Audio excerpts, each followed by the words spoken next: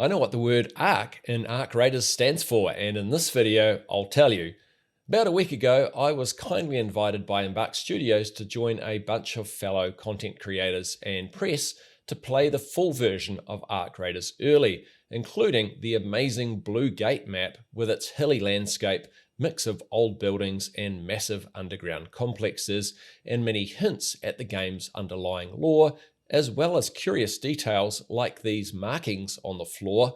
Spoiler, these lead you to some loot.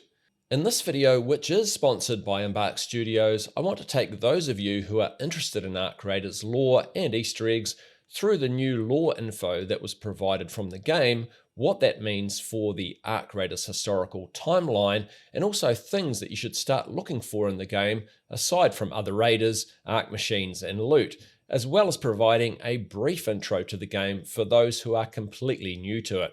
Then later, I'm going to give you a must-watch, super sneaky tip that you should absolutely use when you complete the game's introductory tutorial, which will allow you to end up with more loot right from the get-go. Let's dive in.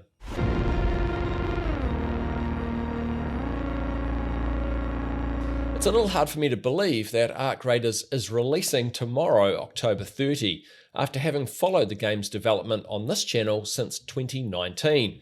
For those of you on PC via Steam and the Epic Games Store, PlayStation and Xbox, we'll finally all be able to jump into the full version of the game and progress our raider without any restrictions on time or game content like we saw during the recent server slam. If this is your first time looking at the game, ARC Raiders is a PvPvE multiplayer extraction adventure set in a lethal future Earth where little remains of the world we know today. It's a world scarred by environmental collapse, AI machines, and the remnants of the majority of humanity fleeing into space. These story elements hold even more meaning because we could easily project them forward for the future of our own world. Anyhow, you can jump into each round solo or with up to 2 friends, and the game will mostly match solos with solos in the same round, and likewise duos and trios together. Hopefully Embark will add duo-only matching into the game if the player base allows it. When you go topside, away from the safety of the underground community of Speranza where your raider lives, you'll have to navigate the constant threat of ARC machines, both ground-based and airborne, and the unpredictable choices that your fellow survivors might make. The game at launch offers us 4 distinct maps to explore: Dam Battlegrounds, Asera Spaceport, Buried City, and Blue Gate. Aside from the creator and press preview event, Blue Gate hasn't been played yet, so it's fresh for exploration. All the maps come with evolving conditions, which means no 2 runs are the same. You'll see varying weather, enemies, and mechanics that add elements of unpredictability and danger. Your main objectives are to scavenge, survive, and thrive. You gather loot to sell for coin or craft into new gear. You complete quests to earn gear, crafting materials, and XP to level up your raider, and unlock new skill points, which can help give you a slight advantage over your enemies. Successful extractions and completed quests mean you'll build up your arsenal to take down ARC enemies or fend off rival raiders. Now that's a brief insight into the game for absolute beginners, but how about those of you like me who are already looking beyond the combat, looting, and extraction? What about those of us who want to uncover the narrative and historical secrets and even maybe Easter eggs that lie within ARC Raiders? Let me give you the tools you lorehounds need to get underway. One of the first things you'll want to do is check out the game's Codex, which is located under the Raider heading in the main menu. The Codex holds 2 main sections, a world book and player stats. Briefly, the player stats section is surprisingly comprehensive. Not only does it record the sorts of things you'd expect, like the number of raiders you've knocked out and a history of rounds showing whether you successfully extracted or not, with colours that you can see at a glance, as well as your net gain or loss of gear value, but also an impressive range of combat, exploration, progression, and economy stats. Want to know the total number of leapers you've destroyed? It's there. Your total time topside? It's there. The number of times you've crafted a bandage? It's all there. GG Embark. As far as lore goes though, the World Book is where the juicy details are. The World Book holds records of the Raiders' world's history and things you've observed there, along with a record of quests you've completed.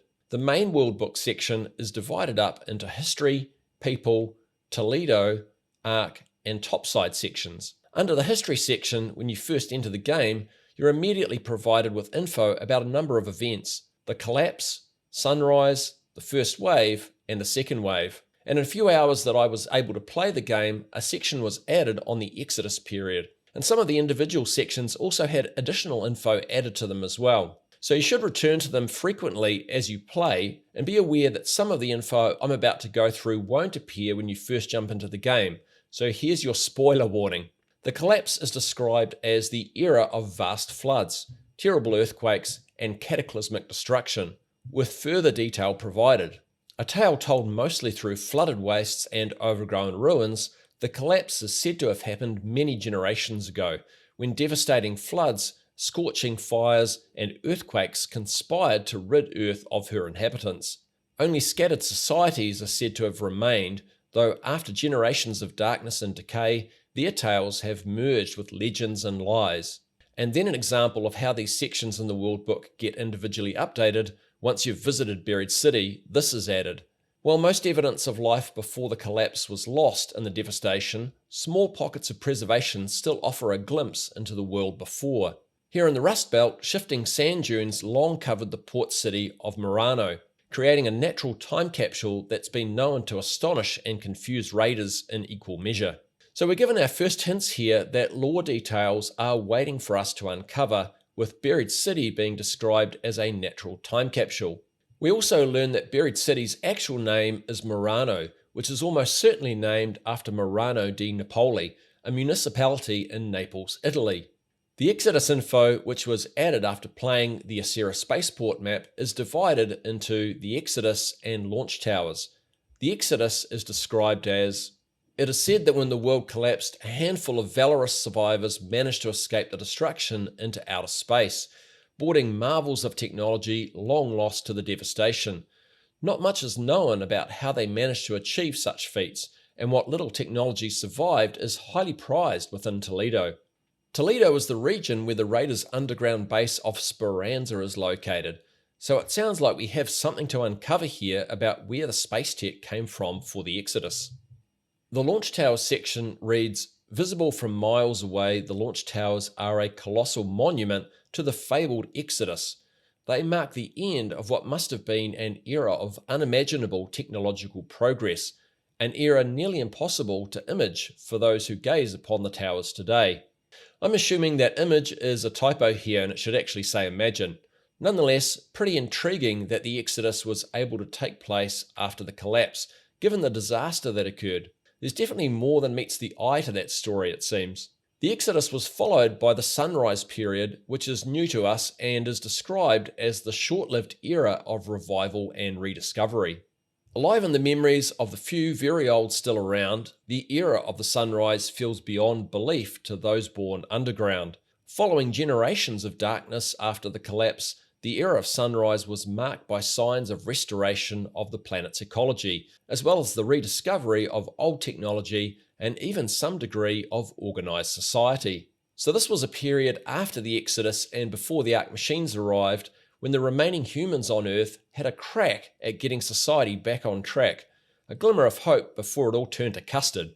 Then we move on to the custard, the first wave, described as the first time Ark rained down from the skies. Even after all these years, the harrowing tales of the first wave are burnt into the memories of those who lived to tell the tale. Just as the world seemed to recover from a devastating ecological collapse, lethal machines started falling from the skies. Any semblance of progress and stability was wiped. Though ruthless, machines during the first wave were comparatively rudimentary, and the first raiders soon found ways to target their weaknesses. They built an extensive network of outpost and defensive structures to support them in their resistance, many of which can be seen around topside to this day. So here's confirmation of where the likes of the 4 Mikai outposts that I talked about in a recent video came from. Then the custard gets thicker with the second wave, the ongoing era of relentless strife and underground community. Raiders sometimes use the term second wave to refer to the current wave of Ark incursion, in which a new generation of improved Ark machines started descending onto Earth. These are significantly improved compared to the rudimentary machines of the first wave, both in their tactics and their physical designs.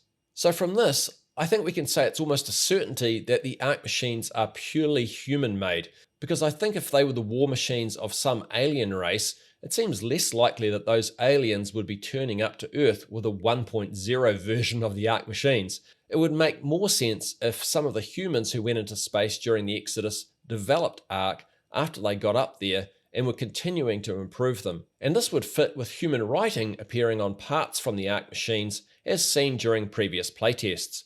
As far as the Ark Raiders historical timeline goes, this is what I think it now looks like based on info I presented in a previous video I made about Ark Raiders lore and the new info we now have.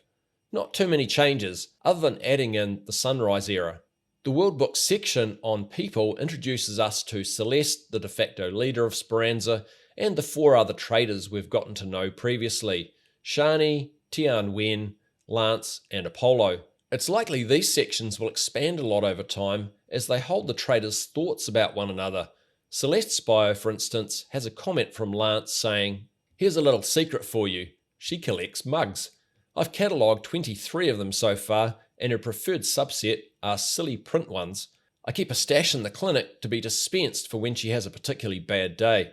I wonder if we might find mugs as a rare loot item in-game, which we can pass on to Lance or even Celeste directly. Her description says Celeste was part of the small group that first moved into what was to become Speranza. Steady and reliable, people increasingly turned towards her for guidance and mediation, turning her into a pillar of the fast-growing community. Shani's section has a comment from Apollo. People think Celeste is running the place, and they're not entirely wrong, but what they don't realise is that without Shani, we'd all be toast. No one knows more about Speranza or Ark than she does. Vigilant, cautious, and dutiful, Shani keeps a near-constant watch on the screen in her room. Officially, she's tasked with monitoring any topside threats, as well as operations of the tubes and all raider hatches. In reality, there is little in Speranza that escapes her watchful gaze. Celeste comments on Tian Wen. "You know, I don't really remember when she showed up. One day she was just here, holed up behind a dead bolted door, setting up shop." A technical mastermind with a cutthroat personality, Tian Wen conducts most of her business from behind a bulletproof door, hidden away in a dark alley off the piazza. Her mastery in crafting high-quality firearms has earned her fame in Speranza and beyond. Rumour has it she doesn't think too highly of raiders, yet her trade makes dealing with them an unavoidable reality. Tian Wen comments on Lance with mixed regard. "I've come across similar models before, though even that's a rarity, but none of them spoke or carried themselves quite like Lance. I'm not sure what wires got crossed in that metal head of his, but I'd love to find out. Also, he'd fetch a fortune on the black market, but you didn't hear that from me." So this is pretty insightful.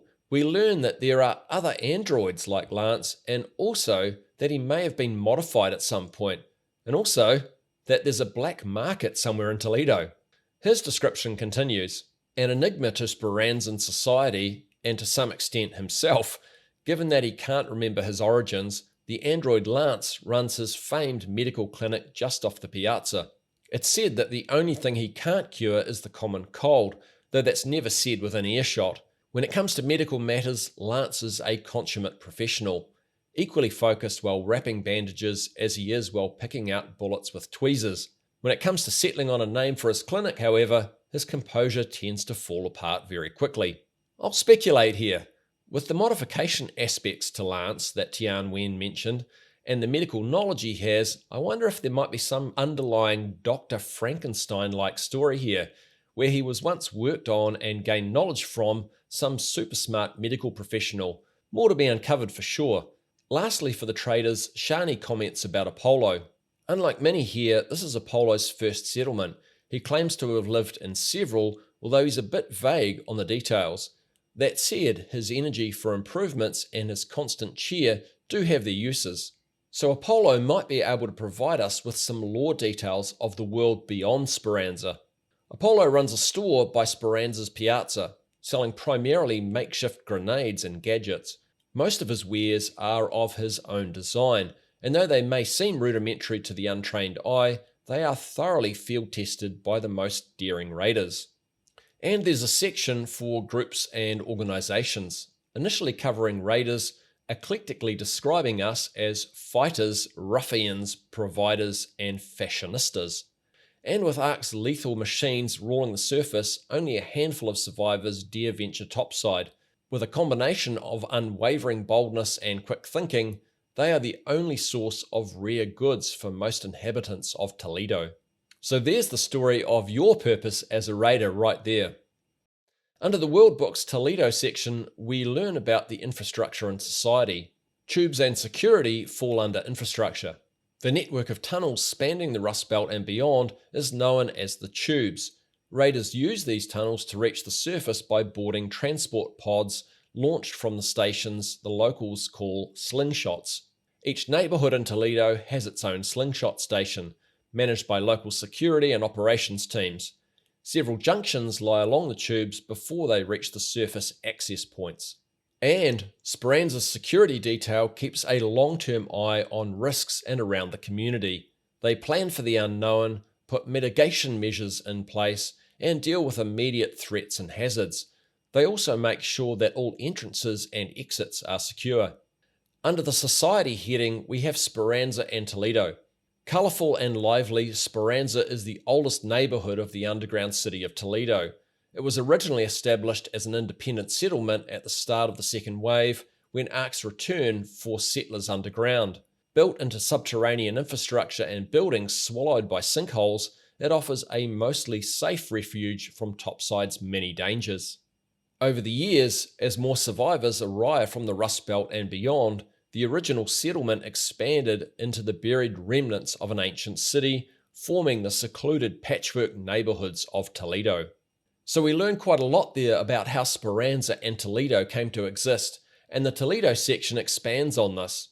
Nestled deep below the Rust Belt, the underground city of Toledo is made up of a patchwork collection of secluded neighborhoods, known locally as contradas.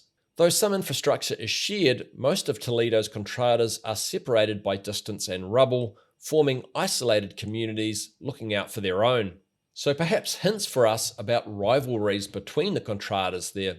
Then the World Book has a section on Ark, and this will rapidly expand as you ping Ark that you haven't pinged in the game before. I won't go through all of the Ark entries, but just know that they give you detailed descriptions of the machines, and importantly, often their weaknesses. And the section will expand to provide info on things like Ark Couriers and the Ark Surveyor, formerly known as the Robot. The Surveyor is described as a rich source of high-value Ark tech and is believed to fill up databanks with all kinds of measurements and analyses.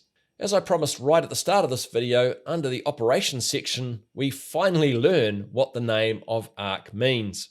For as long as machines have fallen from the sky, those roaming topside have referred to them by one name, Ark, named for the arced shapes displayed on radar screens when they come in from orbit. Ark first came to Earth at the beginning of the first wave, marking a sudden and devastating end to the hopeful era of sunrise. So there you go. We know that Ark means the arc-shaped curves on the radar screen that we see in the game's logo. There's some other important info that we learned during an initial presentation the Embark Studios team gave us before the preview event kicked off, and that's about the new Blue Gate map.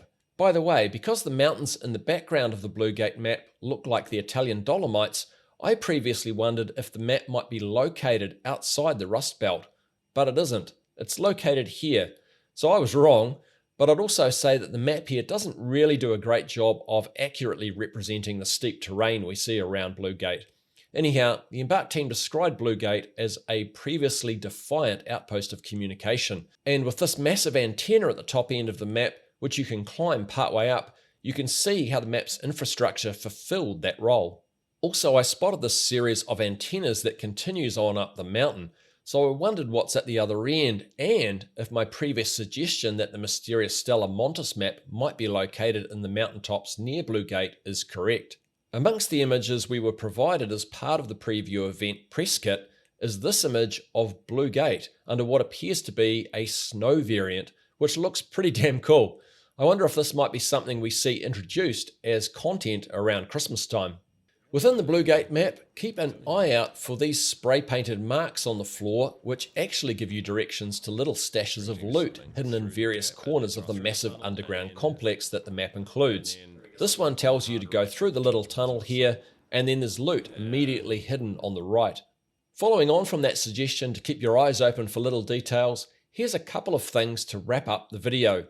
During a recent exclusive interview I had with Arc Raiders design director Virgil Watkins, which at this time, if it's not already published, will probably be out for you later today, I asked him this question about lore in the game. And one of the things I'm super excited about is the lore within the game, and seeing a Codex added has sort of added to that, and tells me that we probably can expect a deep and slowly sort of unfolding story from the Rust Belt. Without giving away any particular secrets, is there any element of the game's lore that you're excited for us to dive into and uncover and sort of theorize about?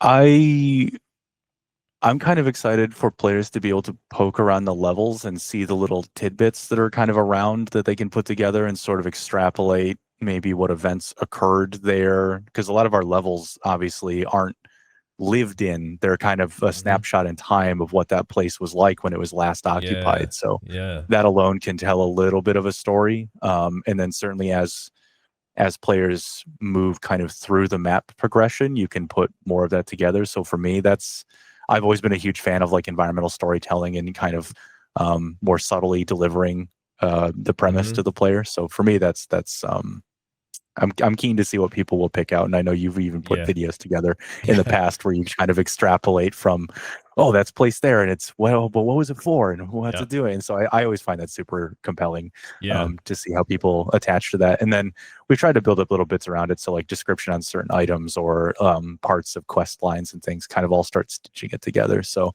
right. I'll be keen to see how the forensic scientists of the Rust Belt. Precisely, So I think that's very interesting. I think the game offers a sort of sandbox element that allows us to have that time for stopping and looking at things like that too. Yep. So, like I said, as Virgil finished his answer there, I think if you're interested in Arc Raiders lore, then a method to get into this is to act as if you're a detective or forensic scientist looking for little pieces of evidence around the Arc Raiders maps that can start to build up a picture of the game's story. Let me give you a quick example of that, which you might have seen, but just not thought much about. On the damn Battlegrounds map, which we played relentlessly during the recent Server Slam, as you move along the front side of the Alcantara Dam, you might have noticed at the base of the dam were a bunch of drone bodies and also loads of wheels from cars. As I ran along here, I thought, why are all these drones and wheels here? Then it dawned on me that probably after the first wave, raiders would have again had some time on their hands to roam the surface, and as a form of light entertainment, they probably slid the drone bodies and rolled the wheels down the front of the dam just for a laugh. I'm sure you can imagine a few raiders sitting at the top of the dam, drinking cold beers and betting one another who can roll a wheel the furthest. It's potentially an interesting little record of their past life, right? And this is how I think us lorehounds should approach the game. Observe every little detail on the maps and think about what those details mean for what happened in the Rust Belt in the past, because we can use those observations to piece together the Arc Raiders story, kind of like a crime scene. Lastly, I want to leave you with a sneaky tip for the tutorial that will allow you to kick off the game with a bit more loot. And another warning, this tip contains a spoiler about the tutorial. During the tutorial, you guide your raider through an environment towards an extraction lift, learning about how to interact and loot as you go. When you get to this door, you have to breach it, and the moment you do, you'll get downed by a couple of other raiders who will take all your stuff, leaving you with nothing when you wake up. But instead, if you drop your loot on the floor just before you breach the door, it'll still be there when you wake up, and you can pick it up again and carry on with it through to the extraction, and you get to keep it all when you make it into Speranza. I did this as a test during the preview event, although I stupidly forgot to drop my Berletta pistol, so I lost that, but I got to keep a bunch of other items. Anyhow, I hope you find that tip helpful, even if it is a bit sneaky.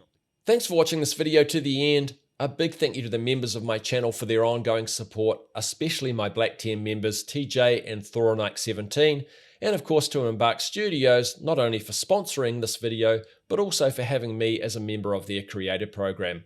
Both are greatly appreciated. Do the usual YouTube business if you want to see more videos from me from now on. Come and join our Utopia Discord if you want to hang out with us, or if you want to find others to squad up with. There's a link in the description.